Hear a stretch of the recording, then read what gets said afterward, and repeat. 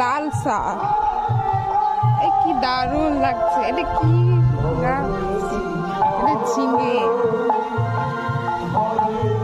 এটা কলমি শাক। আরে কি দারুণ শাক! এতে ঝিঙে হয়েছে। আরে কি সুন্দর ঝিঙে হয়েছে। পুঁই শাক, পুঁই গাছ, কি দারুণ। কলমি শাক হয়েছে, কি দারুণ। পুরো এ বাগানটা ঝিঙে। আর ভেতরে ঢুকছি না।